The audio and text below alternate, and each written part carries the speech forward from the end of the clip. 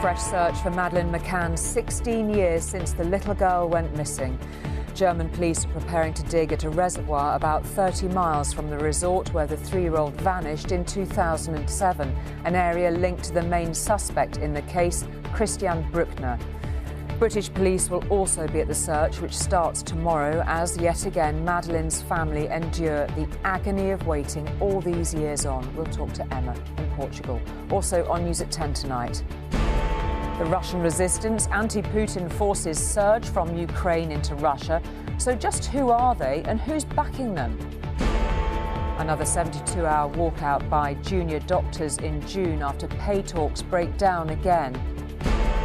The scandal of racism in La Liga. One of the world's top players is criticised by the league's president after calling out Spain's football shame. And creature comforts, why some species enjoy the human company, to be found in a zoo.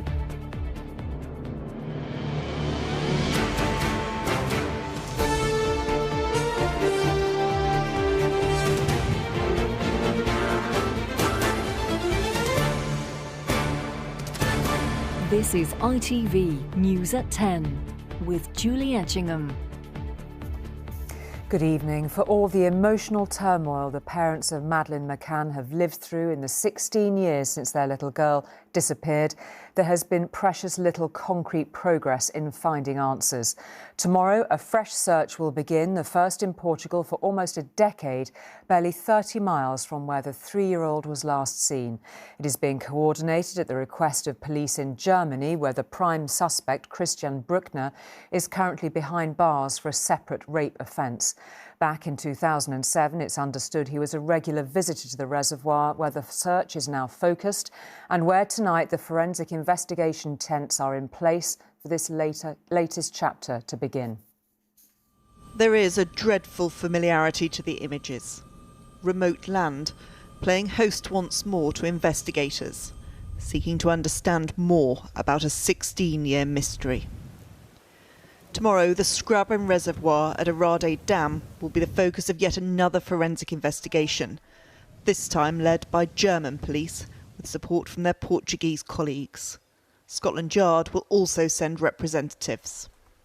The area was first searched in 2008, but nothing of note was discovered. In the minds of those searching, the little girl lost so many years ago. Oh, wow. Madeleine McCann, forever the 3-year-old who vanished on her family holiday. She would be 20 now.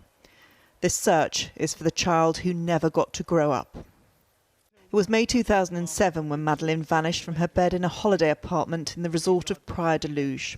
Please continue to pray for Madeleine. She's lovely. Neither the investigation at the time nor others since have established what happened to her.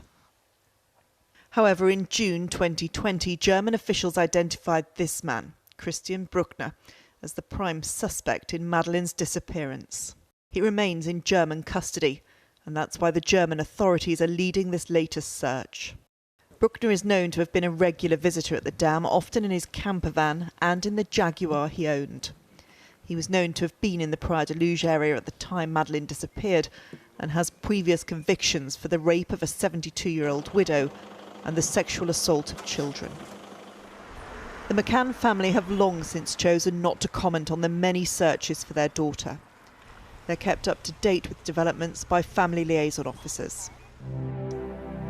To mark Madeleine's 20th birthday, they released a video full of images of her, with a thank you to those who, like them, have never lost the hope that one day they will know what happened to their little girl. And Emma is on the Algarve tonight. Emma, you've followed this story all these long years. What more do we know about the search operation? Well, we know it will begin at first light tomorrow morning. This is the headquarters of the police who have been organising it in Faro. They have just concluded a meeting with some of their counterparts from Germany and also representatives from Scotland Yard, where they've been working out exactly how the first few hours of this search will take place. We understand that there will be 4 teams and they will be working mainly on the land during the course of tomorrow. It is possible that they will start to search the reservoir itself in the second day of the search. They've been rather helped there because of the climate conditions. The water levels are so low now, they think that they might not need divers. It might be that they're able to actually just walk along and actually study the base of the water themselves. So that's something that they are planning at this point, and there's no doubt that they will have that whole area well and truly sealed off so that people cannot really see what's going on there. And Emma, any updates from Madeleine's parents since the news of this latest search became public? No, and that's the policy that they've held now over many years. They have quite literally been here before because, of course, this area was searched with an independent search team back in 2008, and that didn't really offer anything particularly tangible. So the policy that they've held for many years is still there, that they will not comment unless they're asked to by the investigators. But they have said all the way along that they maintain hope that they will one day see their little girl again until they have concrete proof to the contrary. Tomorrow's investigation will go some way, they hope, and no doubt all those investigators hope, to offering some answers to this situation. Okay, Anna, thank you very much indeed. Now, claim and counterclaim surround reports that a group of anti-Putin saboteurs have crossed the Ukrainian border to launch attacks on Russian soil. Kyiv denies any involvement. President Zelensky's government is said to be watching the events with interest, but ultimately washing their hands of responsibility. Nonetheless, the supposed operation does suggest a significant overspill from the focal point of recent fighting.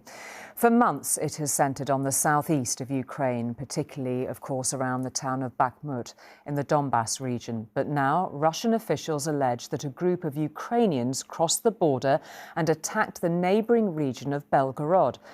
The local governor says the militia attacked Graivornovsky, where he says Russian forces are now searching for the group. A daring raid across the Russian border by soldiers who call themselves freedom fighters, and the Kremlin decries as Ukrainian saboteurs. A day of startling images, many hard to verify, but it seems they have succeeded in taking the war into Russia itself. This smoke is from a Russian helicopter, which is reported to have crashed. Responsibility is claimed by an organisation calling itself the Liberty of Russia Legion. We are returning home to end the Kremlin's dictatorship, they said. We want our children to grow up in peace. They posted these pictures, said to show their attack on a Russian border post. In another, two of their fighters boasted of stealing this Russian armoured vehicle. Ukraine denies any links with the group. They are citizens of the Russian Federation. They declare their own political and civil position, like those who fight Putin's regime. But in Moscow, state television said President Putin had been informed of an attempt by Ukrainian saboteurs to break into Russian territory. Belgorod's governor said the armed forces and local law enforcement agencies had been deployed. He implored citizens not to panic. Yet they were accused to leave the city, scenes reminiscent of the first days of the war in Kyiv. In return for Western weapons, President Zelensky has repeatedly promised not to use them on Russian territory. Ukraine's allies may well be nervous about today's incursion by a mysterious group of pro-Ukrainian Russians. It is tempting to see all this as part of a deliberate diversion designed to disorientate Russia ahead of a full-scale Ukrainian counter-offensive. At the very least, it has consumed the Kremlin's attention and tied up a few troops. John Ray, News at 10, Eastern Ukraine. Here, it is a mark of our politics that something as simple as a speeding ticket can ignite a political row. Indeed, the Home Secretary is far from the first official to be caught breaking the rules of the road, even in recent months. What makes Suella Braverman's offence unusual is her alleged response, claims that she breached the ministerial code by asking civil servants to arrange a private speed awareness course. She, though, insisted today she did nothing untoward. Any regrets, Home Secretary? If Suella Braverman wanted to hide away today, there was no chance of that. On a packed day for the Home Secretary, the questions kept following her around, from her home to Downing Street. Are you going to resign, Home Secretary? Stop the boats. Where she said she had come to stop the boats, at a visit to a children's charity to discuss new plans for victims of abuse. I got a speeding ticket, I paid the fine, I took the points. In my view, nothing untoward has happened. And then at Home Office questions that happened to land a day after claims emerged that she asked civil servants if they could help arrange a private speed awareness course to avoid taking points. If the Home Secretary cannot get a grip of her own rule-breaking behaviour, how can she get a grip on anything else? If caught speeding, does the Home Secretary agree that no one should be above the law? What exactly did she ask her civil servants to help her with? An exasperated-sounding Home Secretary kept delivering the same prepared line. As I've said earlier, in the summer I was speeding. I regret that I was speeding.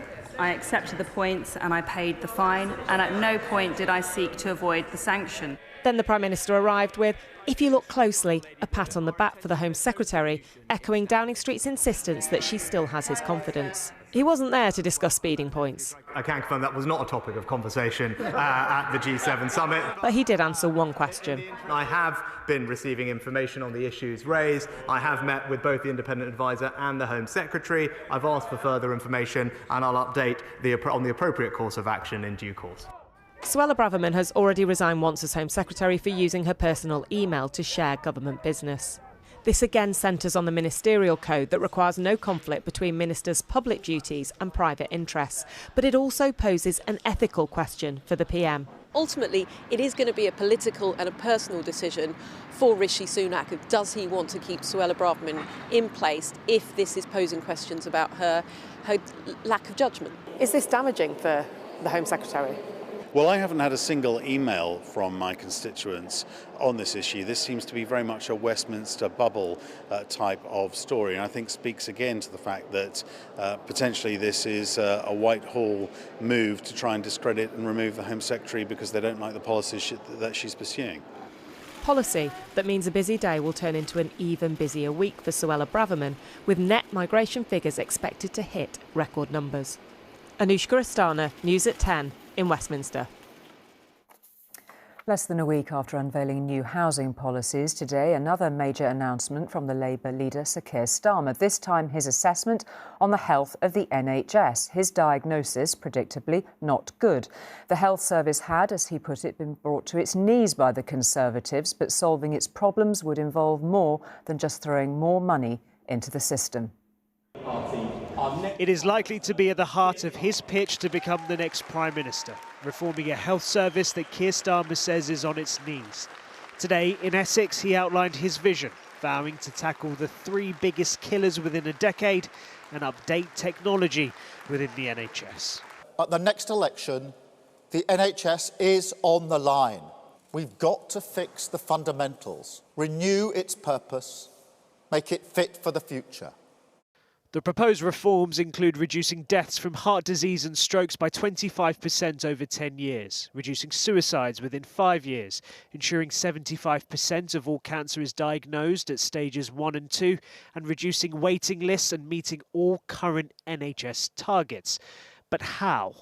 You talk about all these reforms, you talk about new technology that you want to see introduced into the NHS, but all of that will cost money. Is there an estimate of how much exactly this is going to cost and how quickly can you implement it? Technology, research, development, they will be the game changers of the future and reduce cost. If we go to a preventative model, it will make a huge difference. By Labour's own admission, some of the targets will take a decade to meet.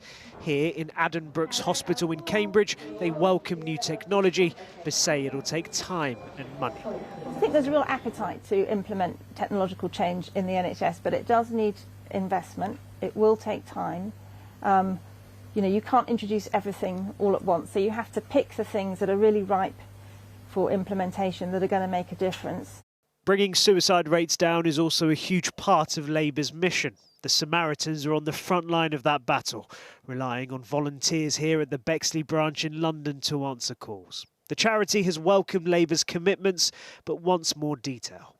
We're also keen to see the money that we need behind any statements like this, behind a government strategy or behind an ambition from a political party. There needs to be proper funding, proper investment in services, proper investment to reduce the stigma around suicide. The government says it's easy to shout from the sidelines and that Labour can't be trusted to meet these targets, as the two parties start to go head-to-head on who is best placed to run the NHS. Well, the government's own health dilemma was dealt another blow tonight with an announcement from England's junior doctors of fresh industrial action. Medics from the BMA will go on a 72-hour strike starting from the 14th of June in the latest walkout over pay. And Shihab joins us now with the details. And this is, again, because talks have comprehensively broken down. Absolutely, and it means we all need to prepare ourselves for significant disruption within the health service.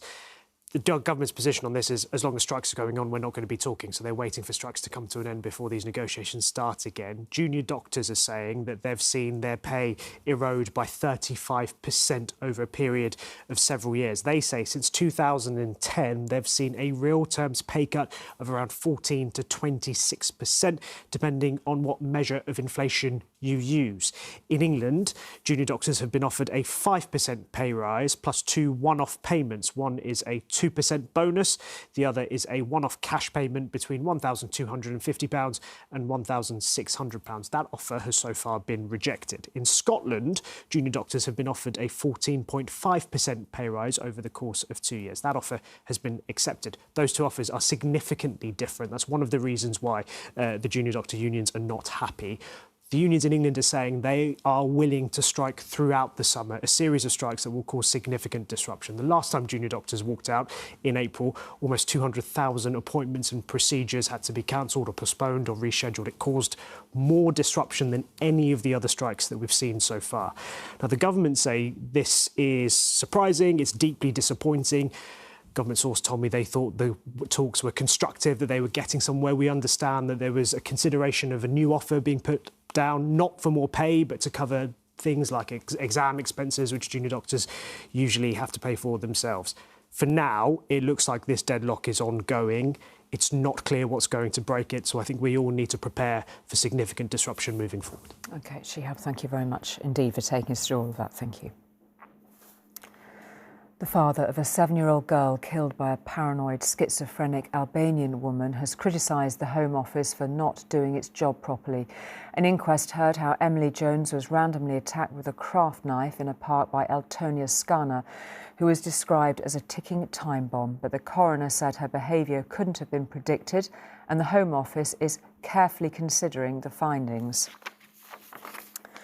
What took 7 years for an inquiry to investigate has now taken several months to receive a formal response. But today, finally, the Home Secretary told MPs how the government plans to compensate the victims of child sexual abuse in England and Wales. Those who had been, as she said, let down by institutions in the past would be entitled to a form of financial redress. Such commitments will not, she acknowledged, be implemented overnight. And as we shall see, they come far too late for some who suffered such appalling treatment at the hands of those who ought to have kept them safe. James McCourt killed himself when he was 30 years old. He was unable to live with the trauma he suffered when he was a child. It was his terrible misfortune to have been placed in a children's home by Lambeth Council in the 1980s, where he was exposed to paedophile staff members who should have been looking after him. He was abused by everybody. There were groups of them. They take him from a home down to a caravan, and multiple people were abusing him. I hate Lambeth for what he did to my brother. And I can't forgive them. I'll never, as long as I live, forget what they've done to him. Statement, Home Secretary. Today the government gave its response to a child abuse inquiry that took evidence from more than 7,000 people who'd fallen victim to child molesters in schools and children's homes across the country. I promise that their courage will count. The Home Secretary also promised financial compensation, although when pressed on the timescale for it, she said it wouldn't happen overnight. The government's response to that vast inquiry talks about redress and setting up a scheme for delivering it. But it's left the survivors I've spoken to today feeling let down yet again. For those who are still campaigning on behalf of victims, there's frustration that it will not immediately become illegal for people working with children not to report signs of child abuse. And our members and lots of people gave evidence and re-traumatised themselves to provide evidence, and here we are now talking about possible actions that may be taken sometime down the line. It's ridiculous, it's outrageous. The mandatory reporting should have happened as soon as the investigation finished. The government says that victims and survivors will get the support they need and the redress they deserve. But the question remains, is enough being done to protect children at risk right now? Geraint Vincent, News at 10. And if you've been affected by any of the issues raised in Geraint's report, there is information about help and support available on our website. That is itv.com/news. Now, it's been revealed in the last few minutes that the former Deputy Prime Minister, Dominic Raab, will stand down as an MP at the next election. Mr Raab was forced to quit the Cabinet last month after a lengthy investigation of bullying claims made against him by civil servants. He's represented his Esher and Walton constituency in Surrey since 2010.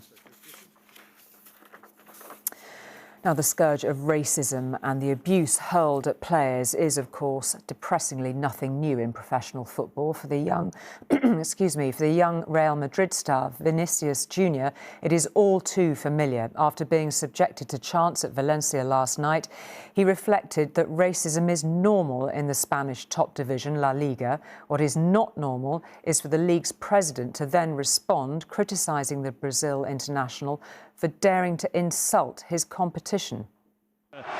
Clearly it's something that's rolled up Vinicius, and it's rolled up the fans as well. And there is no escaping Vinicius's fury, not just at the racism hurled his way, but the fact he knew exactly who it came from. After a short break in play, the game continued. But after it finished, further evidence emerged of widespread abuse aimed at Vinicius inside the stadium, and even chanting, targeting him outside. Real Madrid manager Carlo Ancelotti was incensed, refusing to talk about football in his post-match interviews. What happened today didn't need to happen. This is quite obvious, he said. A stadium who's shouting monkey at a player, he went on. There's something bad happening in this league. Teammate Thibaut Courtois confirmed Vinicius was singled out for abuse. When Vini is running along the line, I see people stand up, shout to him. I don't know what they shout, but it's always so not nice. Later, Vinicius engaged in an extraordinary war of words with La Liga president Javier Tebas, beginning when the Brazilian star pointed out he'd been racially abused many times before. Racism is normal in La Liga, the championship that once belonged to Ronaldinho, Ronaldo, Cristiano and Messi today belongs to racists. Tebas replied by claiming Vinicius had not turned up to meetings arranged to discuss his experiences. Before criticising and insulting La Liga, it is necessary that you inform yourself properly. The player's response? Once again, instead of criticising racists, the president of La Liga appears on social media to attack me. Tebas hit back. Neither Spain nor La Liga are racist. It is very unfair to say this. Brazil's President Lula urged for the strongest possible action to help, he said, keep fascism and racism out of football. In addition, Real Madrid have submitted a report of a hate crime to the public prosecutor. Like it or not, Spanish football is being forced to confront an evil many say it has ignored for too long. Steve Scott, News at 10. British cyclist Mark Cavendish has announced that he will retire at the end of the season. The 38-year-old is regarded as one of the greatest sprinters the sport has ever seen and has a joint record of 34 stage wins at the Tour de France. He will attempt to break that record when the Tour begins again in July. With half-term approaching, a day at the zoo has been, for generations, an opportunity for families to experience and gain a new appreciation for our world's wildlife up close. But in recent years, the benefits of those personal encounters have been increasingly balanced against growing awareness of concerns about animal welfare. Now, a new study has suggested some creatures respond well to a little human company. There's no doubting the delight at seeing magnificent creatures up close. And for some animals, it seems, the feeling is mutual. New research has found that elephants especially, like this family at Whipsnade Zoo, benefit from the stimulation that human visitors provide, making them more active and more sociable. This one has a particular fondness for school trips. The granddaughter, she's 9 months old, and sometimes she'll come over and really inquisitive about these slightly noisier school children. So each animal is different, but what this actually provides further evidence is that zoos are getting it right. We're creating complex environments for every species that in our zoos that allows them to thrive. Penguins were among the other zoo animals that, far from being stressed by humans, actually seem to enjoy our company. Researchers collated studies into 250 species and found bears and big cats also respond positively. But other flightless birds and hooved animals were among those who don't. For the keepers here, the research underlines the importance of giving the animals the choice. It's no substitute for the wild, but these elephants have a really large enclosure. If they want to come over and say hi, they can. If they want more privacy, there's lots of space for them to find it. Zoos say it'll help them to strike a balance between their duty to both protect and let people connect with endangered species. Animal welfare is the highest priority for all good zoos, and so by using that latest evidence base we can get that animal welfare right whilst maintaining that core mission of conserving animals, bringing people close to animals and helping animals all across the world. It's hoped that a better understanding of how animals feel about us could help reduce conflict with humans in the wild, as well as continuing to improve the conditions for those who will spend their whole lives in the adoring gaze of visitors. Ben Chapman, News at 10, Whipsnade Zoo. And finally, for all his eco-credentials, it was the King's late mother, of course, who was more often spotted at the Chelsea Flower Show. The late Queen's patronage of the Royal Horticultural Society made her a regular visitor right up until last year. Now it has fallen to Charles to keep up the long-standing family tradition, and with his daughter-in-law having herself paid a visit earlier today, the royal family's springtime staple looks set to continue. Would you like some tea? No, I'm all right. Not for 72 years has a British king visited the Chelsea Flower Show. I do watch these rocks, yeah. But this evening, in amongst the foliage which has been installed at the famous show, King Charles continued a royal tradition which stretches back to the very founding days of Chelsea. So tonight, when a reigning king arrived with his Queen consort, Their Majesties with Princess Margaret, he was replicating a visit by his grandfather King George VI in the summer of 1951, who came to this very same spot with his Queen by his side. Of course, this time last year there was a different monarch visiting the flower show. Despite her failing health, the late Queen Elizabeth arrived using a new mode of transport to travel around the site. It was, in the end, the first and the last time she used the royal golf buggy in public. Hard to believe this was just 12 months ago. But time moves on, and this year, a first in Chelsea's 110-year history, a children's picnic. So this is the first time kiddies have been come to the Chelsea Flower Show, so it's very special. The idea came from the Princess of Wales, a keen gardener and also a supporter of getting children outdoors. And we do now know what Prince Louis is growing in their own garden. Louis is growing forward beans. Have you grown forward beans at school? She said that last year she wished that there was children here. And she told me that when she becomes queen, the first thing she's going to do is help kids. Future queens and current kings. It can only happen at Chelsea. Chris Ship, News at 10. And that's it for tonight. We'll have more from Emma, of course, on the Algarve tomorrow. But for now, from all the team here, good night, and we will see you tomorrow.